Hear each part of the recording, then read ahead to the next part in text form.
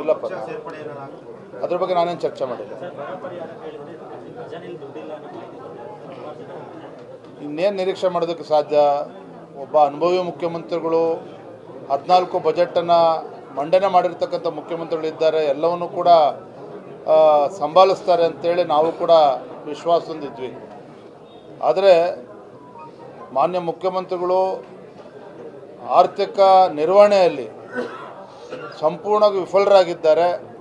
ಇವತ್ತು ಆರ್ಥಿಕ ಸಮತೋಲನವನ್ನು ಕಾಪಾಡ್ಕೊಳ್ಳೋದಕ್ಕೆ ಸಾಧ್ಯ ಆಗ್ತಾ ಇಲ್ಲ ಅವ್ರ ಕೈಯಲ್ಲಿ. ಸರ್ಕಾರಿ ನೌಕರರಿಗೆ ಸಂಬಳ ಕೊಡ್ತಕ್ಕಂಥದ್ದು ಕೂಡ ಪರದಾಡ್ತಾ ಇದ್ದಾರೆ. ಇವತ್ತು ನಾವು ಮೊನ್ನೆ ಪತ್ರಿಕೆಯಲ್ಲಿ ನೋಡ್ತಾ ಇದ್ವಿ, ಹಿಂದೆ ಯಡಿಯೂರಪ್ಪನವರು BJP ಸರ್ಕಾರ ಇದ್ದಂಥ ಸಂದರ್ಭದಲ್ಲಿ ಕೊಟ್ಟಂಥ ಭಾಗ್ಯಲಕ್ಷ್ಮಿ ಯೋಜನೆ ಅದನ್ನು ಕೂಡ ನಿಲ್ಲಿಸ್ತಾರೆ ಅಂತೇಳಿ ಸಾಕಷ್ಟು ಚರ್ಚೆಗಳು ನಡೀತಾ ಇದೆ.